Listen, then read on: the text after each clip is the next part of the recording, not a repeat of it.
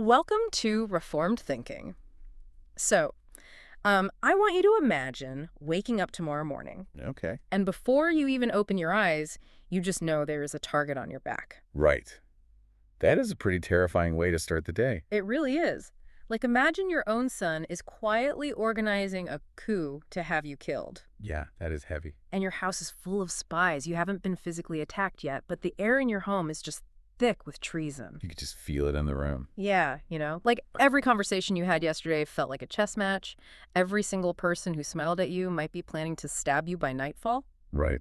So, what are the very first words you say out loud when you wake up in that environment? What is your immediate reaction when the sun hits your face?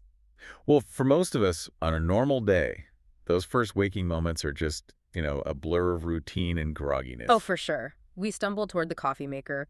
We check our phones. Hmm. We definitely do not put calculated thought into our first syllables. No, not at all. But today, we're going to look at a text that completely shatters that casual, sleepy morning routine. We really are. We are digging into an excerpt from Carl Friedrich Keil's Old Testament commentary on Psalm 5. And it is a fascinating piece of analysis. It really frames the morning prayer not as a passing thought, but as a meticulous, physical, and sacrificial act. Yeah, Keel's commentary brings this staggering level of linguistic and historical analysis to the text. He goes so in depth. He really does. By looking at the precise Hebrew vocabulary chosen, we can actually reconstruct the psychological and spiritual state of the author. Which is David in this case. Right, David. We can see his state of mind as he wakes up in that exact scenario you just described. We are looking at a man who is the reigning monarch, surrounded by invisible threats, deciding how to speak to God before the day even begins. So to set the historical scene properly, because, context dictates everything about how we read this, we have to look at where David is. Right, he is in Jerusalem. Yes, and he is anticipating a trip to the sanctuary. And in the sequence of the text, this directly follows the evening prayer of Psalm 4, right? Spot on. In Psalm 4, he was asking for peaceful sleep. Now it is morning. And Keil suggests this is happening during the early hidden stages of Absalom's rebellion. Yeah, his own son is plotting to overthrow him. That historical backdrop changes the entire tenor of the words. It really does. Absalom is actively stealing the hearts of the people of Israel. He is standing at the city gates, shaking hands, making promises. Just subtly undermining his father's authority. Well, yes, very subtly. But at this specific moment in Psalm 5, the rebellion hasn't erupted into open warfare yet. The swords are still sheathed. Right. Keil describes it as a time when the fire of betrayal was already smoldering in secret. Wow, smoldering in secret. That phrase paints such a vivid picture. It really captures the mood. You know that feeling when you walk into a room where two people were just having a vicious argument? Oh, yeah. The heavy silence. Right. They stop talking the second you open the door. Nobody is shouting, everyone is putting on a polite smile, but you can feel the hostility just radiating in the air. You are hyper-aware of every glance. Every shifting chair, every cleared throat. Multiply that feeling by 1,000 and make the stakes life or death. That is the psychological state David is waking up in. He knows something is terribly wrong, even if the enemy hasn't declared themselves yet. And that suffocating tension is immediately reflected in the musical direction of the text. Oh, right. Before David even speaks a word of prayer, there is an inscription for the choir master. Yes, it contains the phrase El Hanekaloth. And for a long time in theological history, commentators kind of misunderstood this, right? They did. Guys like Luther or Hengstenberg, along with early translations like the Vulgate, they thought this was a motto indicating the contents of the text. So they thought it meant something like concerning the inheritance. Right. But Keil rejects that theory entirely based on the grammar. Because if it were a motto, it would be placed differently in the Hebrew structure, right? Yes, absolutely. Instead, he identifies this as a highly specific musical direction for the performance of the song. So it is literally the soundtrack for the morning. Yeah, it is. And the linguistic breakdown of that word, nekaloth, gives us two very distinct, very unsettling auditory pictures. Let's break those down. What is the first theory for what this soundtrack actually sounded like? So the first theory traces nekaloth to the root word nakal. Okay. While that can mean inheritances, if we look at its usage in the Talmud and compare it to the Arabic cognate nal, it translates to swarms. Swarms, like insects. Specifically, it refers to swarms of bees. Wow. If this interpretation holds, the musical direction dictates a melody or an accompaniment that mimics the low, continuous, vibrating hum of a swarm of bees. A melody that sounds like a swarm of bees. Let's just sit with that for a second. It is intense. You are waking up in this stone palace. The sun is barely up.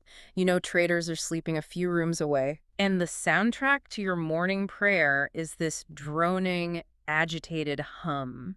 It perfectly matches that feeling of smoldering tension we talked about. It really does. A swarm of bees is unpredictable. It vibrates. It sounds like something is about to attack. You don't know when the swarm will descend, but you can hear it gathering. That is a terrifying ambiance for a morning devotion. It creates brilliant atmospheric tension.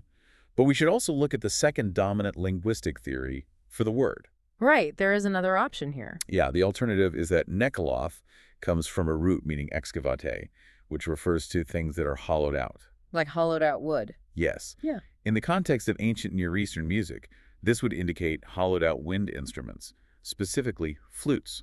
Okay, so flutes. We know from other texts in Isaiah and 1 Samuel that flutes were utilized in the sanctuary service. So instead of a humming swarm, the accompaniment might be the mournful, breathy, piercing sound of a flute playing in the early dawn light. Right. Either way, you get this eerie, haunting background noise.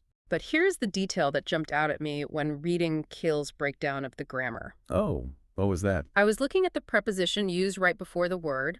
It says el hanekiloth. Right. It uses the Hebrew word el, which translates to, rather than the word al, which would translate to on. Yes, that is a huge distinction. Why does a single two-letter preposition change our understanding of the scene so drastically? Well, it changes the physical reality of what David is doing. A singer cannot play a wind instrument and sing simultaneously. Right, the human mouth can't do both at once. By using the preposition el, meaning to, the text indicates that David is singing to the accompaniment of another person playing the flutes. So he is not playing the instrument himself. No, he is providing the vocal melody, the actual prayer, while a separate designated musician provides that hollowed-out, breathy background. It shows a coordinated, deliberate act of worship. It is not just David muttering to himself in bed. He has enlisted a musician. He has set a stage. Okay, so the sun is cresting over the hills of Jerusalem. The flute starts playing, or the humming starts. The air is thick with treason. And David finally opens his mouth. He opens this incredibly deliberate prayer with the invocation, "My King and my God." We have to pause right there and consider the political and theological reality of that specific phrase. Yeah, let's unpack that.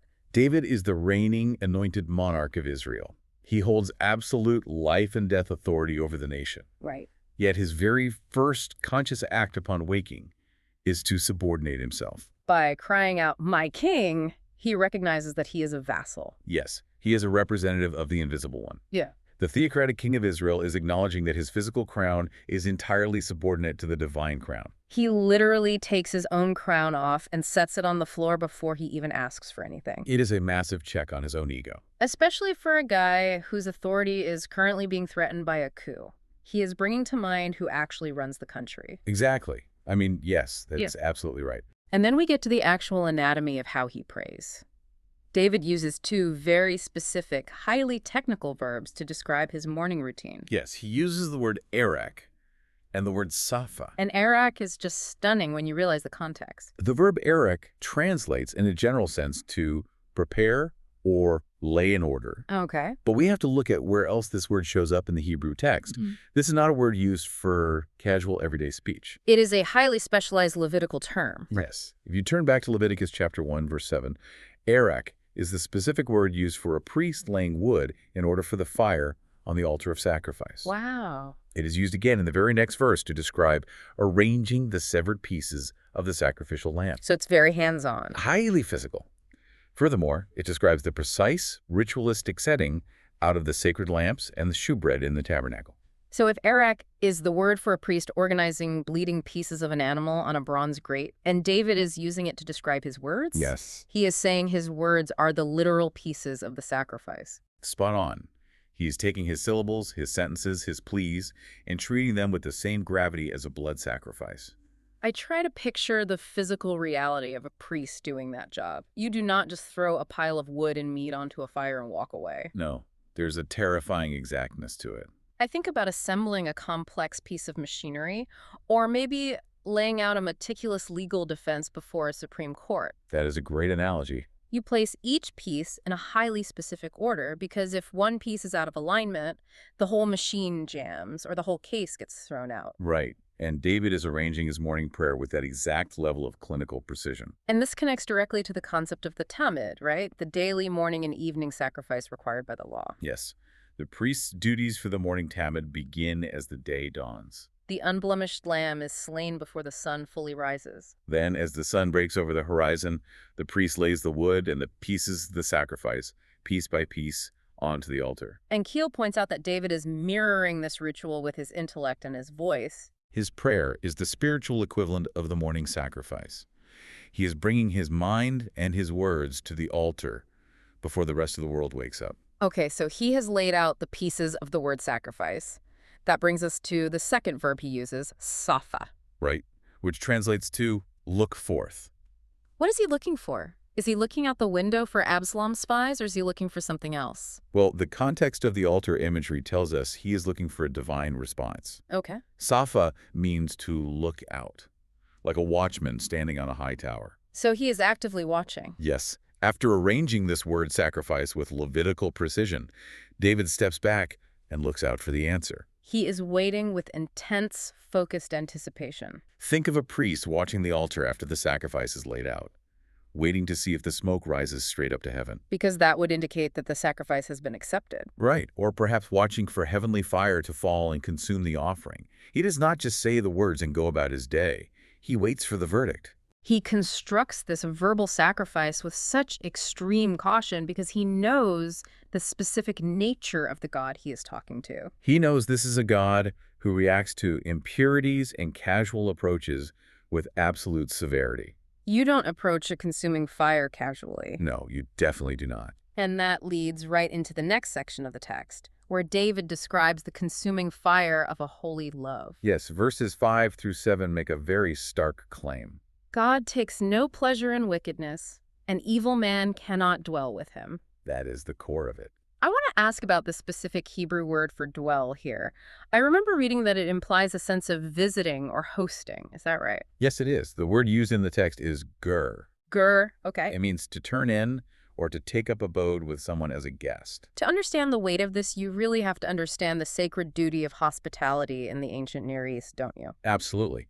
If someone came to your tent seeking shelter, you were culturally and morally obligated to host them. To protect them with your life and to feed them. The host assumed total responsibility for the guest. Right, like we see in the stories of Abraham hosting the angels or Lot in Sodom. Yes, those are perfect examples. You do whatever it takes to protect the guest under your roof. Correct. But here, David uses ger to personify evil as a presumptuous house guest attempting to lodge with God. Oh, wow. So the wicked person walks up to the divine tent and expects to be hosted? Yes, but the text argues that the light of divine holiness is a consuming fire to sinners. They cannot be hosted. They simply cannot maintain their position in that house. The environment is entirely inhospitable to their nature. They expect a warm meal and a bed, and instead they get incinerated the moment they step through the door. God refuses to be a host to malice. And then the text outlines a sevenfold description of these wicked people who get turned away at the door. 7 different angles of corruption. The very first descriptor used is boasters, which comes from the Hebrew root huchalim. Keil provides a brilliant etymological breakdown of huchalim. I thought this part was so interesting. Some older, outdated translations thought the root implied being hollow or empty inside. Right. But Keil argues the primary notion of the verb is related to sounding. Like making noise. Yes, it describes loud, boisterous, nonsensical behavior. It is the noise of arrogance. It is a loud, confident foolishness. So it's less like a quiet, evil mastermind stroking a cat in the shadows. Right. And more like that guy at a party who has had 3 drinks and is yelling over everyone to prove how smart he is. That is a very accurate picture. You know the type. Yeah, They're constantly talking over people, bragging, trying to bluff their way through a situation with sheer volume and false confidence. Yes. They think if they are the loudest person in the room, they are the most powerful. That is a highly accurate parallel. Now imagine that same guy trying that loud bluffing routine while standing under the blinding clinical spotlight of a perfectly just, omniscient judge. The bluff fails instantly. The sheer volume of their arrogance is exposed as terrifyingly foolish in the presence of absolute truth. The judge is not impressed by the noise. That exposure leads to a very blunt, very jarring statement in the text. David says, "Thou hatest all workers of iniquity." Yes, he does. Now, for modern readers, that is a tough pill to swallow. It is very difficult for a modern audience. We are so conditioned to hear about a God of universal, unconditional love. The concept of a divine being feeling hatred makes a lot of people just very uncomfortable. It does. How does Keil's commentary handle that tension?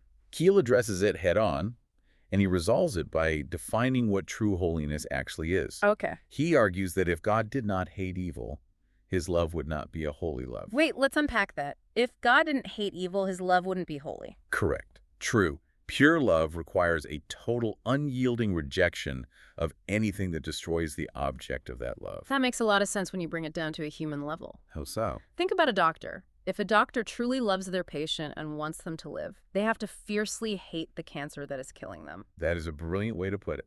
They don't make peace with the tumor. They don't try to host the disease. They eradicate it. Right. Or think about a gardener.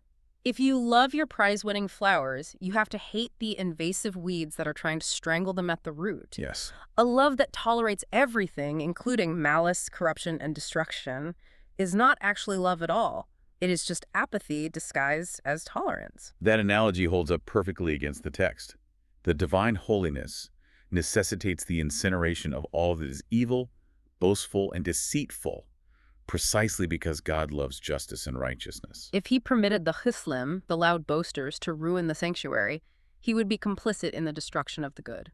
Therefore, hatred of iniquity is the necessary flip side of a holy love. Okay, so if we establish that absolute holiness incinerates all that is evil, we run into a massive logical problem for David. We certainly do. How does a flawed human being like David presume he can safely walk into the sanctuary? That is the big question. We know David's history. We know his massive moral failures. He is a sinner too. He has blood on his hands. Yes, he does. Why does he not burn up at the door just like the boasters? David is acutely aware of that exact problem. He addresses it directly in verse 8. What does he say? He says, "Yet I, through thy rich grace, may enter thy house." So he acknowledges right off the bat that he does not access the sanctuary based on his own merit. No, he does not get a pass because of his own perfection or because he happens to be the king of Israel. He enters entirely through unmerited divine favor. Precisely. It is the core concept of grace. He can approach the altar not because he is flawless, but because the judge has extended a pardon. So he survives the consuming fire because he is granted a merciful exception. He receives an invitation based entirely on the character of the host, not the worthiness of the guest. Yes, that is beautifully stated. Now, speaking of entering the house, I notice a textual discrepancy here that feels like a massive architectural error. Oh, about the temple. Yeah, David talks about entering God's house using the Hebrew word beat, and then he talks about worshiping toward the temple using the word haikal. But David is writing this. Solomon, his son, has not built the giant, famous stone temple in Jerusalem yet. Right, that happens much later. At this point in history, the Ark of the Covenant is just sitting in a tent on Mount Zion. Did Keil miss a huge historical anachronism here? Why is David calling a tent a temple? It definitely looks like an anachronism to a modern reader who associates the word temple with marble pillars and gold doors. Yeah, that's what I pictured. But Keil clarifies the Semitic linguistics to resolve the issue. Let's look at the first word, beat. Okay. Beat is a highly generic term for housing of any kind. Like any dwelling. Yes. If you look at other texts, it is used to describe the wool, felt, and haircloth tents of the nomadic patriarchs. A dwelling place is a beat, regardless of its building materials. Okay, so house just means wherever someone happens to live. A tent can be a house. Right. But what about haikal? When we translate that as temple, it implies a massive, permanent structure. Well, the Hebrew word haikal derives from the root yakal. And what does that mean?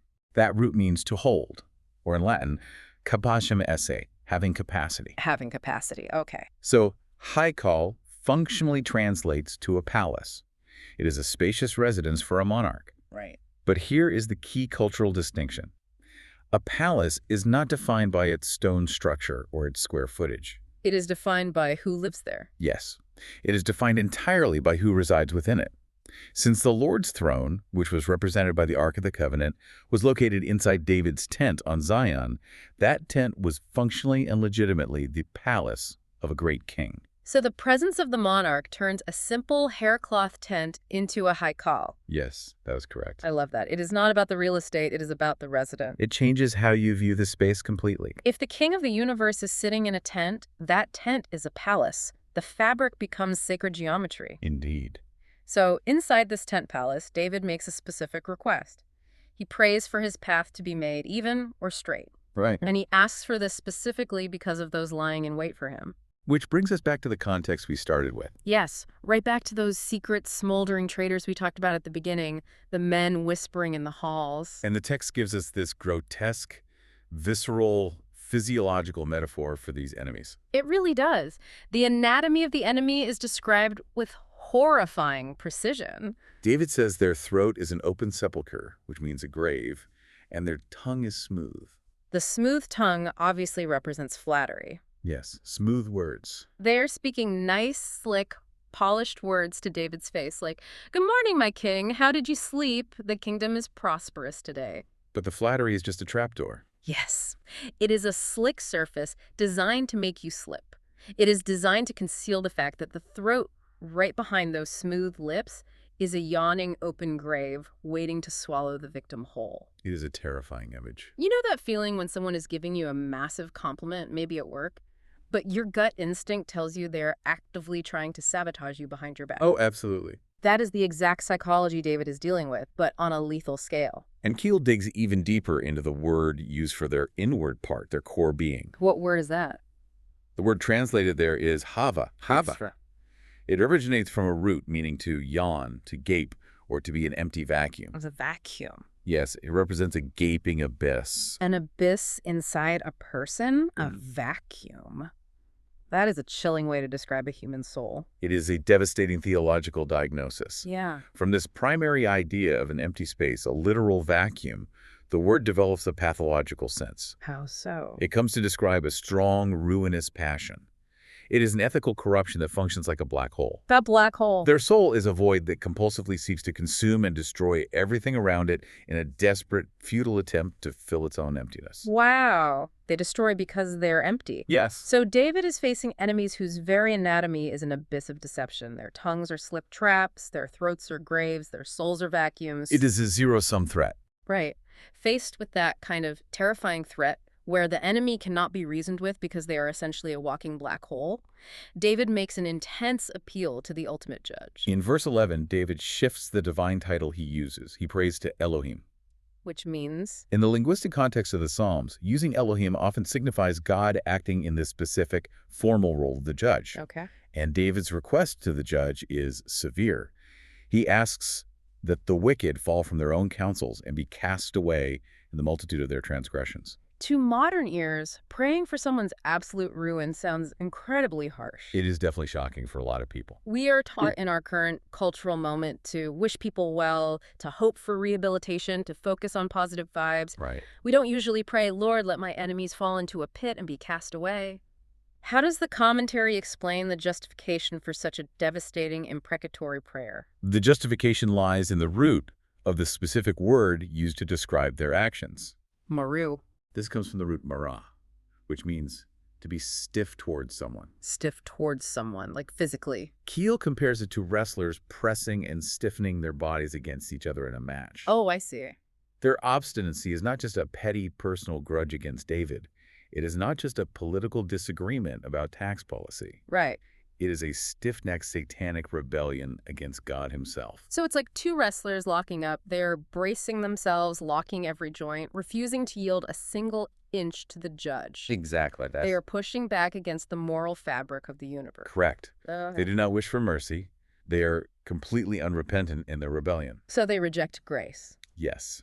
Therefore, because they stubbornly reject the order of grace, they face the severe logical consequences of unpardonable sin. David is simply asking the judge to allow their own destructive momentum to carry them over the cliff. Yes, he asks that they be allowed to fall into the very traps they spent so much time setting for others. And the consequence of removing these wicked, stiff-necked rebels is a massive sense of relief for everyone else. Right. The text says that those who trust in God may rejoice. Keil is very careful to explain that this rejoicing is not petty vengeance, right? Yes, he makes that very clear. It is not malicious gloating over someone else's suffering. It is the necessary relief of what he calls the ecclesia pressa, the oppressed church or the oppressed assembly. Right. When a predator is removed from the sheepfold, the sheep rejoice. The removal of the tyrant is the literal liberation of the victim. You cannot have joy, peace, and safety for the vulnerable while the throat of the open grave is still gaping in their midst. The destruction of the wolf is the salvation of the lamb. You can't ask the sheep to feel bad when the wolf gets caught in a trap.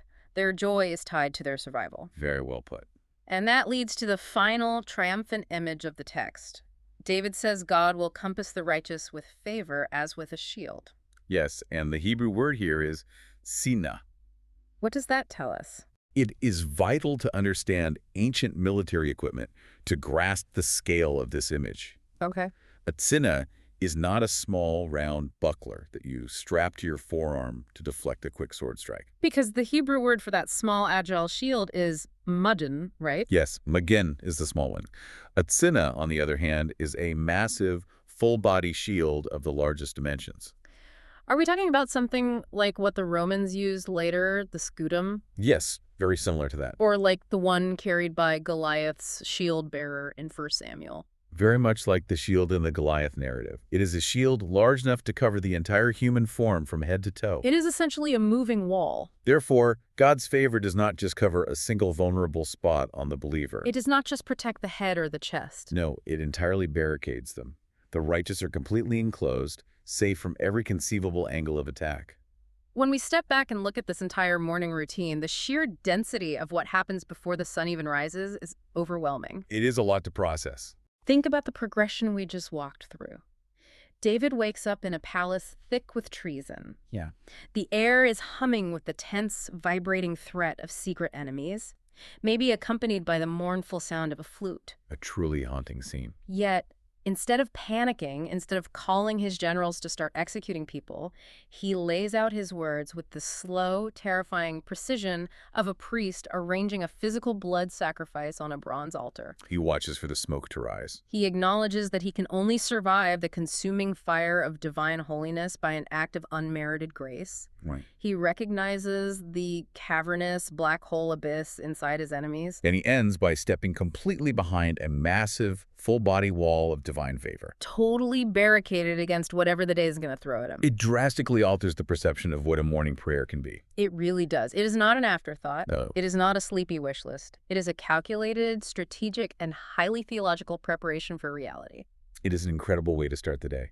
It leaves you with something highly practical to ponder as you go about the rest of your day. Yes. If David viewed his early morning words not as passing thoughts, but as a meticulous sacrifice laid piece by piece on an altar waiting for heavenly fire.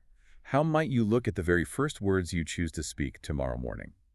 A weighty question to consider. Thank you for joining us for this deep dive into Keil's commentary on Psalm 5.